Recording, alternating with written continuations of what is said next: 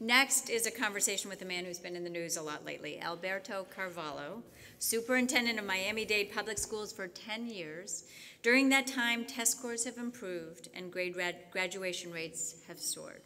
His success here clearly caught the attention of New York City's Mayor Bill de Blasio, who picked him to be his new school chief, a job Carvalho accepted and then turned down last week. And I think it's fair to say there was disbelief in New York and joy here in Miami. Superintendent Carvalho is here to talk about his decision to stay in Miami, and we hope a lot more. Welcome, Superintendent Carvalho. Good to meet you, sir. So, Alberto, Mr. Superintendent, Your Highness, I know the top 3 or 4 reasons why I would choose Miami over New York, but what were yours? A combination, number one, of incredible dedication to this community, a community that has adopted me. I've been living in this great Miami-Dade for about 25, 30 years.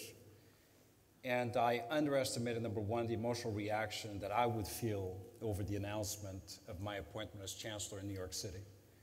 From teachers, from parents, from students, from business leaders.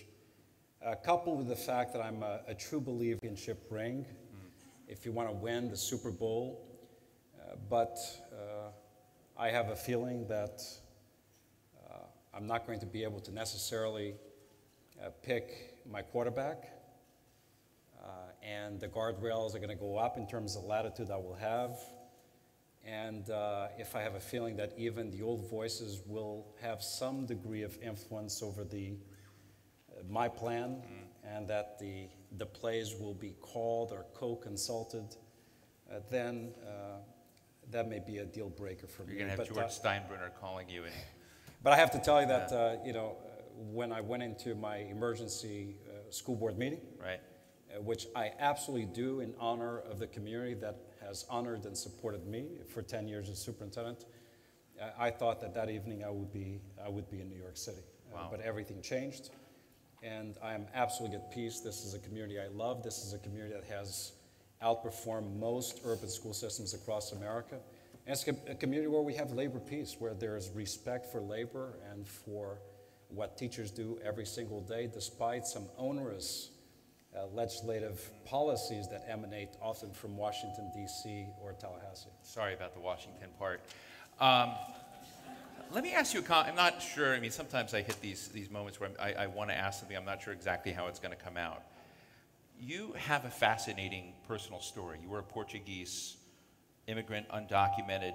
You worked your way, as I understood, you were off to become a doctor or something like this, started out doing a year in school and never left.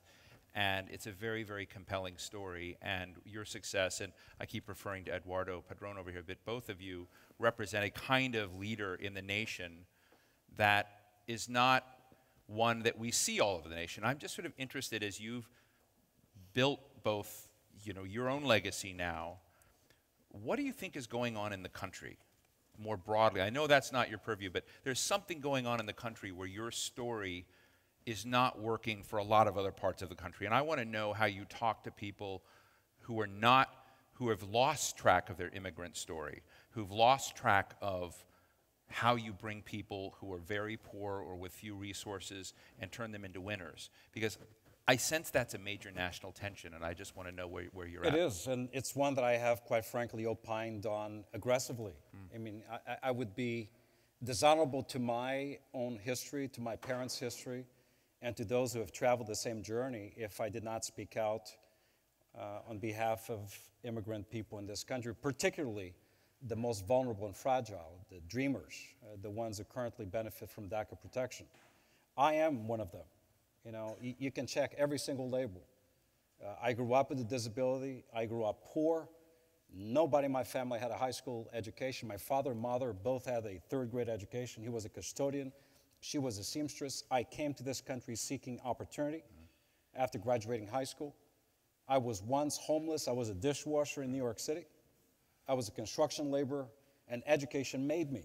I was given an opportunity, by the way, by a Republican congressman, E. Clay Shaw, who understood my condition and did not see me as a number or as a statistic, saw a human being looking for opportunity.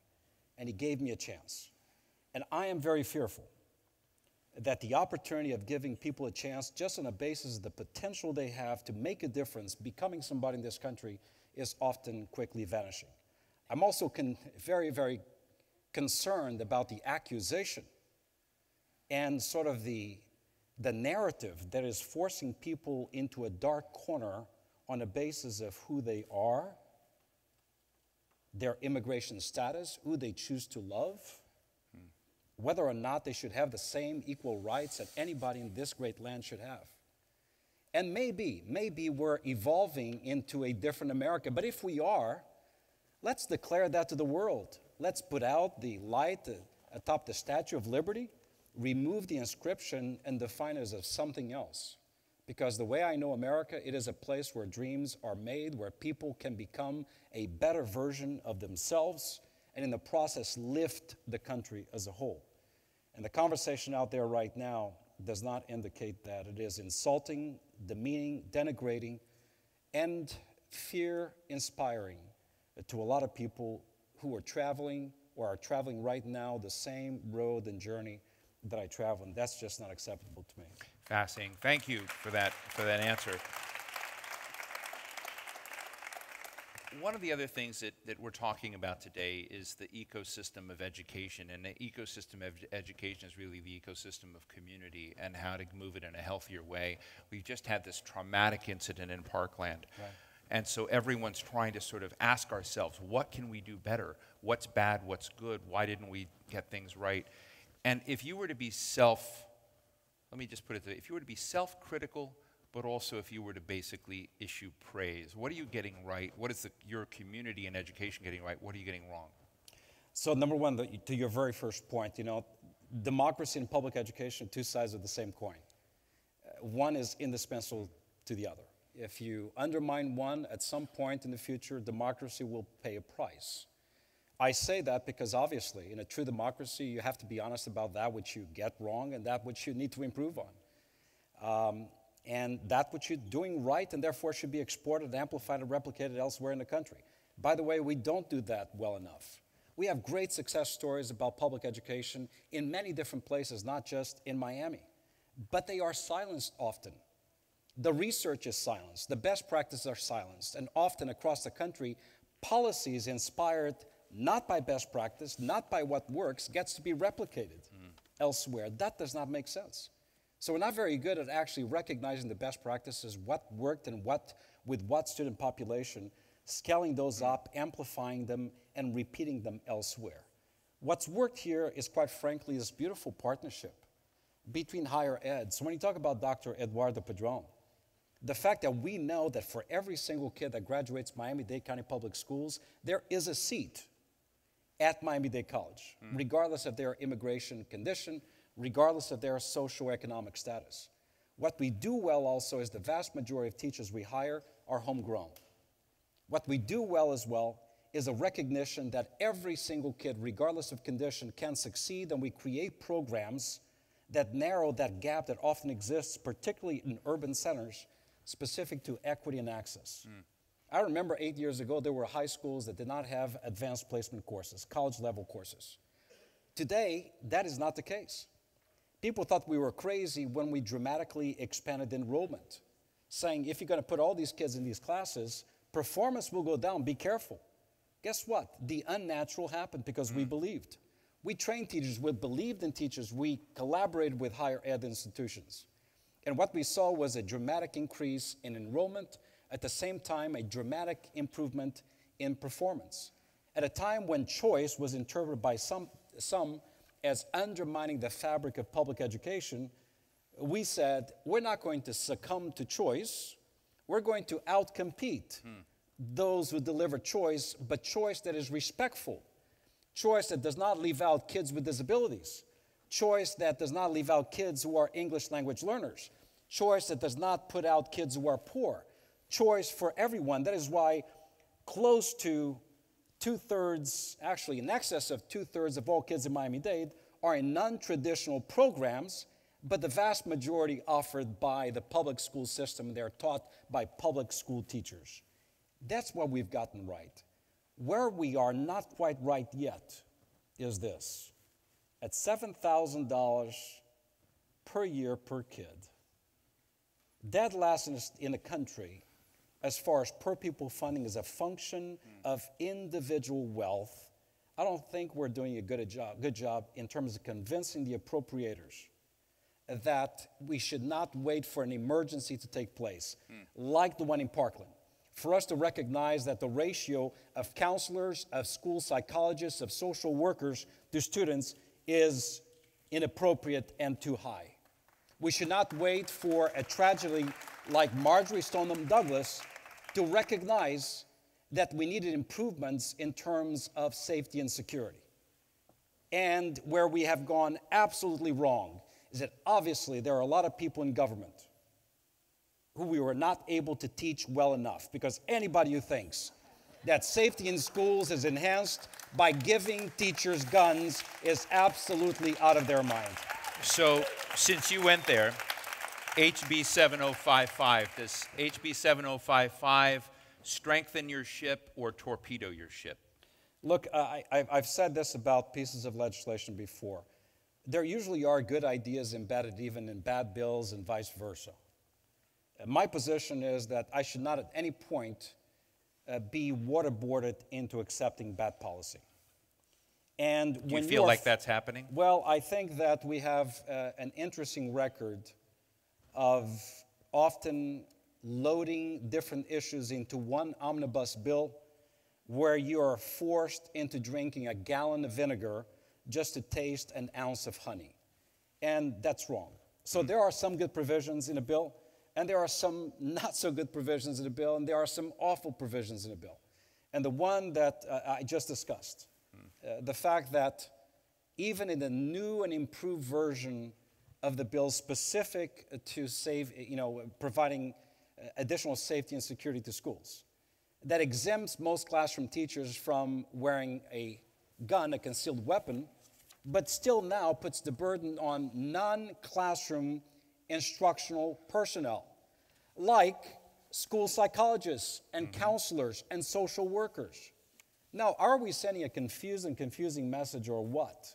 No, they're not to carry guns. They're there to inspire, to reason with kids, to identify troubled behavior, and preventing catastrophe by providing services. So it is wrong, and anytime you have a piece of legislation that includes in it, for the purposes of passing it, both good and bad provisions alike, it cannot stand as a great piece of legislation.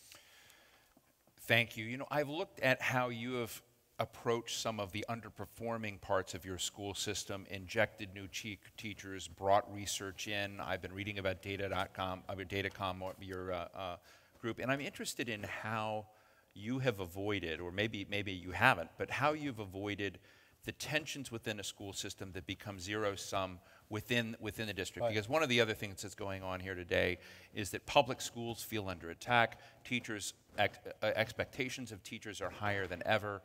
They are generally underpaid, under-resourced, and there are other parts in the system.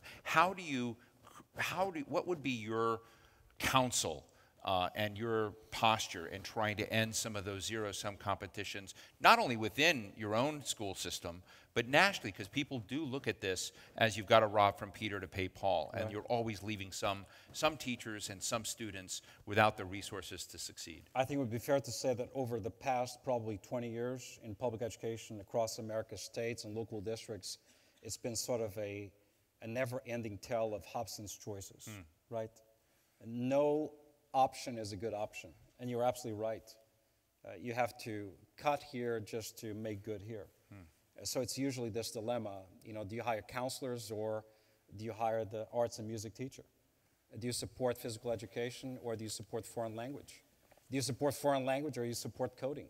And for me, it cannot be an either-or proposition. It needs to be a both-and guarantee and promise to the kids of America. The way we've been able to navigate that set of conundrum in Miami-Dade is, number one by reasoning what makes sense first and foremost for kids. Secondly, utmost respect for teachers. Thirdly, being bold, transparent, and honest about what really constitutes a good public education. Next, engaging in negotiation rather than imposition. negotiate good solutions rather than imposing what you believe is right and good simply for you. And we've navigated, by the way, the years of the recession, which many have forgotten, without ever firing a teacher for economic reasons. We renegotiated contracts. We brought digital equity to every single kid. We passed a $1.2 billion bond referendum. You know why? Because the people believed. Number one, there was never ever a fraud in this public school system. We've led with noble actions, produced results showing that partnership and negotiations far better, or are far better, than imposing policies that don't necessarily serve teachers and students well. And what I do know is that all that we basically need to know about teaching Johnny how to read, Tyrone how to compute, or Maria how to write is already known. It's no longer a skill set deficit. It's a will set proposition. Are we willing to be the courageous voices for that which is right? Or are we willing to abdicate our position and let somebody else with less training, but much more conviction perhaps, sometimes not right, take over what is ultimately our responsibility? For over 200 years, public education has been sort of the mortar of democracy. And any attempt at imposing a fracture on public education undermines the fragile balance, today more than ever, of democracy in our country. We should be very wary about doing that. I want to go to all of you in just a moment, but very short form. I mean, I'm sure you've been asked about this amazing tweet that you tweeted out. On behalf of every single kid in this community, over my dead body, will any federal entity enter our schools to take immigration actions against our kids? This was your signal to ICE saying, don't cross this line.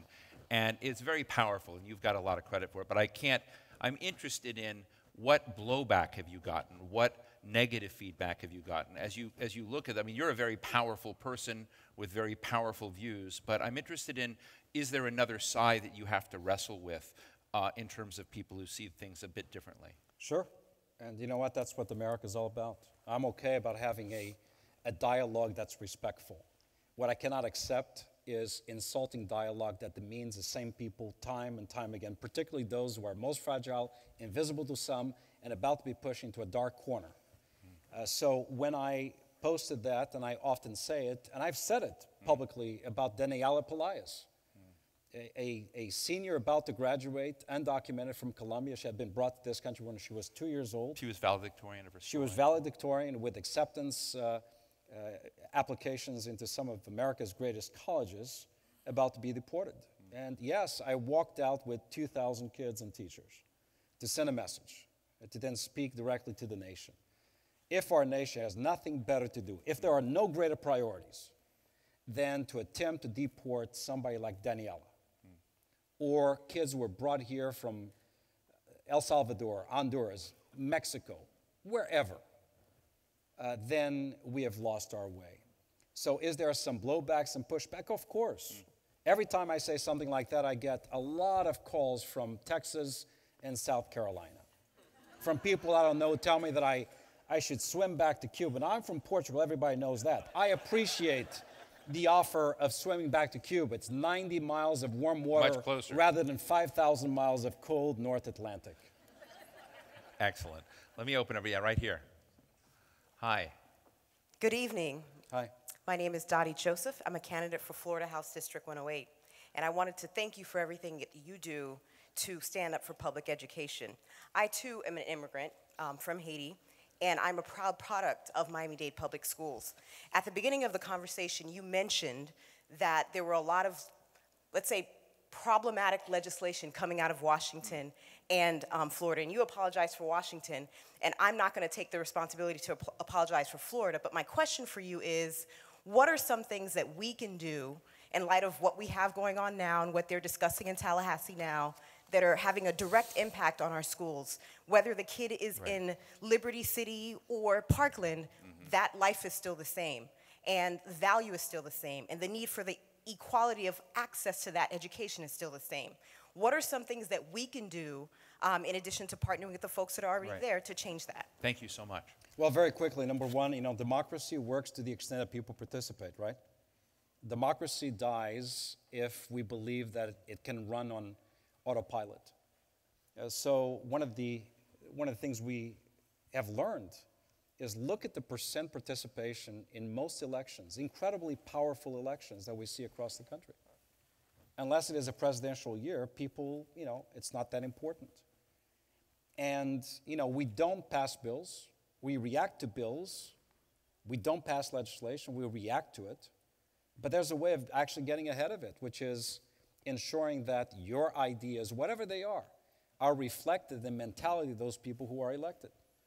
Secondly, I think we ought to pay attention, close attention, in a far more strategic way than we do to legislation that's proposed either in Tallahassee, any state capital, or Washington, D.C.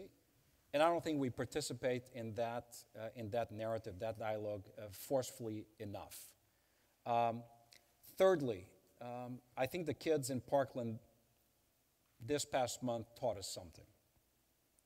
And that is that you're never too young or too old to remove yourself, or you're never too young or too old from participating actively and making demands of the government that serves you. And I think to a certain extent, maybe out of naivete, they still believe they can influence it, but a lot of us, we don't. And we believe that it is going to be what it's going to be. Que será, será. And que será, será cannot apply in politics. So what can people do? Number one, vote. Secondly, be informed, be engaged. Next, participate in town hall meetings, in community organizations. Belong to your PTA, make your voice heard, influence others. Write letters to the Miami Herald. Make posts, start your blog, tell the truth, spare the word. The only thing you can't do if democracy is to remain alive is be silent. Because silence is the greatest threat. With that, I want to thank Alberto Carvalho. And I'll just say one thing in closing here. I totally get why Bill de Blasio wanted you so badly. With that, thank you very much, Mr. Superintendent. Thank you very much. Appreciate it.